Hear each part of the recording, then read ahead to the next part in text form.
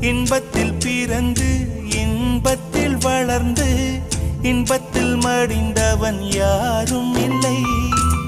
துன்பத்தில் பிறந்து துன்பத்தில் வளர்ந்து துன்பத்தில் முடிந்தவன் யாரும் இல்லை.